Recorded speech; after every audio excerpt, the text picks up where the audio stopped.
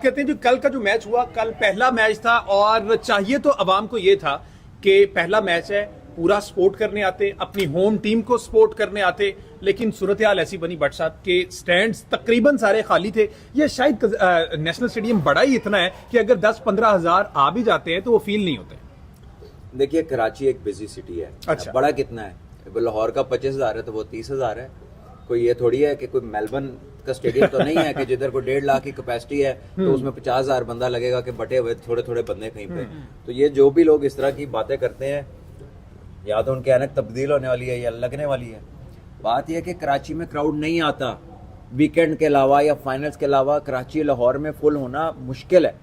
ये वो सिटीज है यहाँ पर लोग काम कर रहे हैं। लाहौर में तो हमने देखा कि आते थे। आता है, लेकिन अगर आप कहना कि डेली फुल होएगा तो डेली फुल नहीं हो सकता। तो पीसीबी की जो मार्केटिंग टीम है या जो स्ट्रेटेजिस्ट हैं, उनको इनको छोटे शहरों में ले जाना है।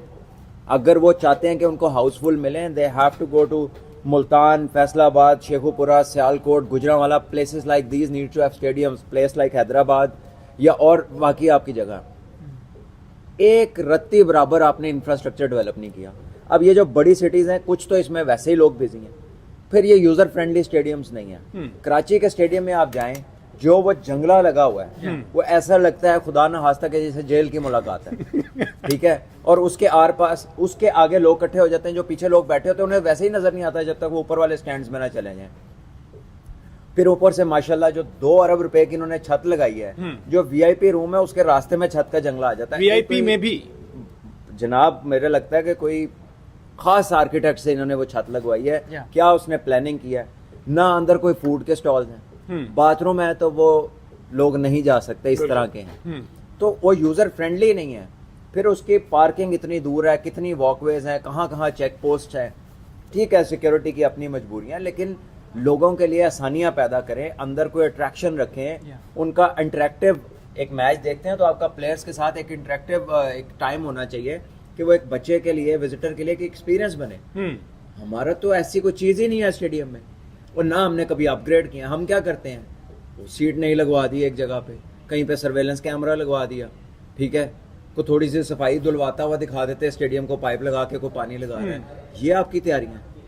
कराची स्टेडियम में इतना ओवर यूज्ड है वो, डोमेस्टिक वहाँ अभी एक और लीग उधर हुई, नेशनल T20 उधर हुआ, PSL उधर हुई। आप कराची को क्यों नहीं अपग्रेड करते?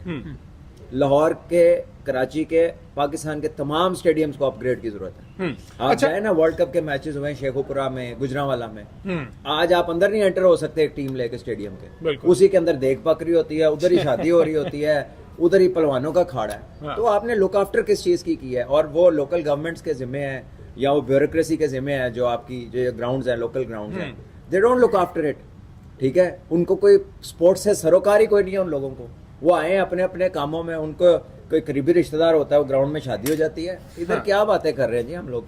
कल जो मैच हुआ बट साहब, Karachi Kings versus Islamabad United, 165 run तो बना लिए कराची किंग्स ने, लेकिन 3 विकेटों पर इस्लामाबाद ने पूरा कर लिया। और इस्लामाबाद वो टीम है जो लाठी चार्ज करने पे आए। मेरा ख्याल पहले ओपनिंग ही ऐसी खतरनाक 82 और 47 रन उन्होंने ही वहां पर ही फैसला कर दिया मैच का। देखिए कराची किंग्स जो है, इनकी एक कह लेंगे जो रीसेंट हिस्ट्री है पिछले कुछ सालों की, उसमें ये अजीबो गरीब सी टीम पिक करते हैं। या तो ये अजीबो गरीब सी टीम पिक करते हैं, या ये जिसको पिक करते हैं वो आता है और वो बेचारे उसको वो क्रिकेट भूल जाती है। अनफॉर्चुनेटली अब नाम तो हैं, शान पाकिस्तान के कप्तान है, टिम साइफर्ट है न्यूजीलैंड के प्लेयर, डुप्लॉय का मैंने कभी सुना नहीं, शोएब मलिक एक सीजन कैंपेनर है, पोलार्ड आपको परफॉर्मेंस देते नजर आ रहे हैं। बाकी पूरी टीम में कि वो ज़रूरी काम से सो रहे हैं, मतलब इल्म नहीं है कि क्या हो रहा है। और अगर कोई थोड़ी देर रुकता है तो वो इतनी बॉलों का यूटिलाइज कर लेता है कि दूसरे के लिए कुछ बचता ही नहीं है। सो आई गेस के नवाज हैं, इतने एक्सपीरियंस कैंपेनर हैं, कोई आउटपुट नहीं है, कोई परफॉर्मेंस नहीं है उनकी बैट एंड बॉल के साथ। कहने को वो डायमंड या प्लैटिनम के प्लेयर हैं, लेकिन टीम में तो बिल्कुल उनकी कोई इनपुट नहीं नज़र आ रही। तो आई थिंक एक ऐसा मैच है कि मैं रात को सोच रहा था कि इस पे क्या बात होगी, यानी इस पे है क्या निकालने के लिए, because it is simply a case of not putting up quality cricket. बिल्कुल किसी एंगल से इनका कुछ ऐसा नहीं था कि जिसको हम कहेंगे यार ये बड़ी अच्छी, ये चीज़ अच्छी हुई है इस मैच में। वेयर एज इस्लामाबाद ने इनको पहले रन्स नहीं करने दिए, या इन्होंने खुद भी कोई इतनी खास कोशिश नहीं की, इंटेंट ही कोई नहीं थी। रियल मानों में फर्स्ट 6 ओवर्स में कोई एग्रेशन नजर नहीं आई कराची किंग्स की तरफ से। लेकिन जब आप इस्लामाबाद को देखते हैं तो उन्होंने इंटेलिजेंट क्रिकेट खेली है। उन्हें पता था कि अगर पिच थोड़ी बहुत स्लो साइड पे भी है तो उन्होंने नए बॉल पे एडवांटेज लिया, पावर प्ले में खुला खेले, उनके ओपनर्स ने बड़ी पार्टनरशिप बिल्ड की और बेसिकली तो उन्होंने मैच खत्म कर दिया। बिल्कुल। तो आपको लगता है कि जिस तरह से बाबर आजम पर बात की जाती थी कि बड़ा स्लो खेलते हैं, जब वो कराची की तरफ से थे उन्हीं पर ही बात की जाती थी। शान मसूद ने कल 30 बॉल्स पर 27 रन की इनिंग्स के लिए स्लो, विकेट स्टार्ट में स्लो था क्योंकि हमने देखा कि उनके ओपनर्स ने तो लाठी चार्ज किया, लेकिन इधर से शान मसूद जो है वो 27 रन बनाए, स्लो खेले, और जिस तरह से वो बोल्ड हुए उनैन के हाथों वो भी हम देखेंगे। लेकिन क्या कहेंगे, पिच हो सकता है थोड़ा स्लाइटली स्लोअर साइड पे हो, लेकिन ऐसा पिच नहीं था कि ये रन्स बने। कम से कम ये 185 190 वाला पिच था। और जैसे मैंने कहा ना कि शुरू में नजर ही कुछ नहीं आया, यानी कि दोनों सर्कमस्पेक्ट लग रहे थे कि कैसे हिट मारे, कौन हिट मारे। और फिर अच्छी क्रिकेट इसलिए आज से कहूंगा कि नहीं खेली कि एक ओवर में 8-9 रन बन गए तो फिर लास्ट पे चांस लेते आउट हो गए, 2 हिटें लग गई हैं तो फिर तीसरी पे चांस लेते आउट हो गए। तो ये एक बड़ा एक ऐसी चीज है जो आप प्रोफेशनल्स के साथ रिलेट नहीं करते। सो अनफॉर्चुनेटली कराची का जो शो है अभी तक वो इट्स नॉट अट्रैक्टिव। बिल्कुल ठीक है। और अहमद सईद साहब, भट्ट साहब जो डिप्लॉय की बात कर रहे हैं, इनको किस बेसिस पे सिलेक्ट किए गए, इनके क्या स्टैट्स हैं वैसे? ये हैं जो लुइस डिप्लॉय हैं, इनका ताल्लुक साउथ अफ्रीका से है। 29 साल ये राइट आर्म बैट्समैन है और जरूरत पड़ने पर ये बॉलिंग भी कर लेते हैं। इनकी खास बात यह है कि अब तक नेशनल टीम को रिप्रेजेंट नहीं कर पाए हैं। ये फ्रेंचाइज क्रिकेट स्पेशलिस्ट हैं। डार्बीशायर से उन्होंने अपने कैरियर का आगाज किया था। 144 T20 मैचेस में उन्होंने अब तक 3188 रन बनाए हैं और 14 विकेट्स इन्होंने हासिल की हैं। तो डिप्लॉय जो है ये एक फ्रेंचाइज क्रिकेट का जो है वो प्रोडक्ट हैं जो मुख्तलिफ, और अभी तक नेशनल टीम की तरफ से इनको कुछ ऐसा मिला 124 matches south Africa emerging team की जानिब से ये खेल चुके हैं, लेकिन साउथ अफ्रीका की नेशनल टीम को अभी तक रिप्रेजेंट नहीं किया। अच्छा भट्ट साहब, आपको क्या लगता है शुएब मलिक एक्सपीरियंस बैटर और कप्तानी भी कर चुके, इनके होते हुए जो कल जिस तरह से बॉलिंग करवाई गई और बॉलर्स का इस्तेमाल किया गया है, शुएब मलिक बिल्कुल उनके करीब नहीं आए कप्तान के। उन्होंने सारा कुछ उसी पे छोड़ा हुआ था कि जो करना है शान ने करना है। वो खुद अपनी फील्ड पर खड़े हुए थे और जस्ट मनाजिर देख रहे थे जिस तरह से बेबस दिखाई दे रही थी टीम कराची की। तो इस सूरत हाल में स्पोर्ट करना बनता था। देखिए, कराची की टीम कौन बनाता है, क्या सोचते हैं, क्या उसके पीछे विजन है, उनकी टीम को देख के मुझे नहीं लगता इनका कोई विजन है। मुझे लगता है ये सिर्फ वक्त गुजारने आते हैं और ये अपने 10 साल पूरे करें। और अगर इन्होंने ऐसे ही करना है तो they are wasting a spot, they are wasting a team. यानी कि जो पिछले 3-4 साल से ये प्लेइंग 11 बनाते हैं, जो इनका स्क्वाड होता है, आपको समझ ही नहीं लगती कि इसमें से प्लेइंग 11 कौन सी होगी। और वही चंद प्लेयर हैं जो घूम घूम के कराची में आते हैं या जाते हैं, और कहीं जाते हैं तो फिर अगले साल कराची में आ जाते हैं, और कहीं और जाते हैं थोड़े बेहतर हो जाते हैं, वापस आते हैं फिर वो ऐसे ही हो जाते हैं कि लगता है गए कहीं नहीं थे। तो ये आई डोंट नो कि इनके साथ क्या मसला है। इन्होंने बड़े बड़े नाम रखे अपने कोचिंग स्टाफ के अंदर, अपने मेंटोर्स में, अपने प्रेसिडेंट्स में, लेकिन इनकी आउटपुट जो है वो बिल्कुल ही ऑर्डिनरी है, बिल्कुल ही ऑर्डिनरी है।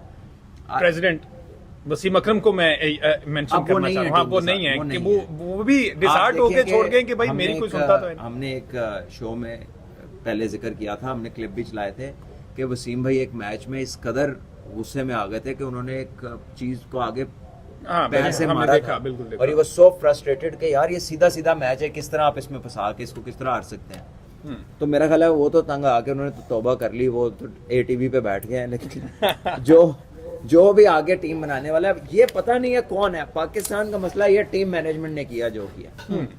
और खुदा का वास्ता एक रिस्पॉन्सिबल बंदा लें, जिसकी आप एक ग्रुप लें, जिसको अनाउंस करें रिक्रूटमेंट के लिए, और वो अकाउंटेबल हो। ये तो एक टीम का वे आउट है कि हम ही रहेंगे, कोई और आएगा नहीं। कमेटी पे डिसीजन डल जाएगा, पूरी एडमिनिस्ट्रेशन पे डिसीजन डल जाएगा। ये लोकल तरीका है फेलियर्स को छुपाने का, उसको एक्सेप्ट ना करने का। और यही रौला है जो हम बार बार मेरिट की, अकाउंटेबिलिटी की बात करते हैं।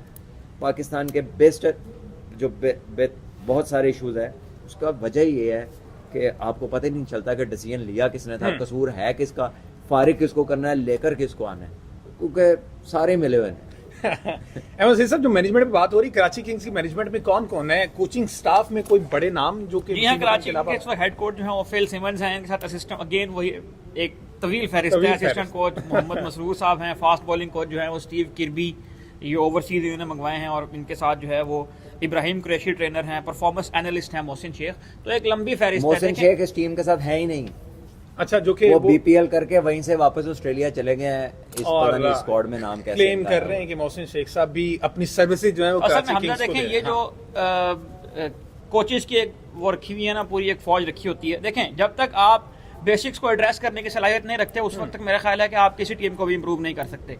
कल के मैच में आपको अगर हम उसको एनालाइज करें तो टेक्निकल साइड तो बट साहब बेहतर ज़ाहिर है उसके ऊपर करेंगे, लेकिन अगर नंबर्स की बात करें वो तमाम प्लेयर्स जिनके पास एक्सपीरियंस था, जिनके पास पिच को रीड करने की सलाहियत थी, जिनके पास बंडल ऑफ रन थे T20 क्रिकेट में, उन्होंने आपको परफॉर्म करके कल दिखाया है। हालांकि ये मुश्किल विकेट कहा जा रहा था इसको, और अगेन हमारे पाकिस्तानी क्रिकेटर जो हैं वो दोबारा इसमें फ्लॉप हो गए हैं, चाहे वो एक्सपीरियंस्ड हो चाहे वो लड़के नए हो। होम ग्राउंड है, उनको एडजस्टमेंट में प्रॉब्लम हो रही है। जी हाँ, उनको एडजस्टमेंट में प्रॉब्लम हुई है। देखें एलेक्स हेल्स और मनरो जब आए, एलेक्स हेल्स ने कल पूरी इनिंग में सिर्फ 3 चौके मारे हैं, हालांकि वो 12,000 से ज्यादा रन कर चुके हैं T20 क्रिकेट में और 140 प्लस उनका स्ट्राइक रेट है। 12,000 रन करने के बाद भी उन्होंने कल सिर्फ 3 चौके मारे हैं। इसका मतलब ये है कि पिच को समझने की जो सलाहियत है वो हमारे लड़कों में पैदा नहीं हो पा रही है। दूसरी तरफ भी अगर आप देखें तो केएन पोलार्ड ने ही आके रन बनाए हैं और केएन पोलार्ड ने आखिरी 3 ओवर में सिर्फ 4 किए। उन्हें लग रहा था कि पिच जो है वो जरा स्लो है, बल्ले पे उस तरह से बॉल नहीं आ रहा, तो उन्होंने उसको लंबा लेकर गए, उन्होंने उसको फिनिश करने की कोशिश की। लेकिन ऑन द अदर हैंड अगर इस्लामाबाद के बॉलर्स की बात की तो पिटाई तो उनकी 4 ओवर 45 रुमान रईस को लगे हैं जी, बगैर किसी विकेट के। हुनैन शाह को 3 पे 30 1 विकेट उन्होंने लिया। इमाद वसीम के ओवर अच्छे निकले क्योंकि वो शायद कराची की कंडीशंस को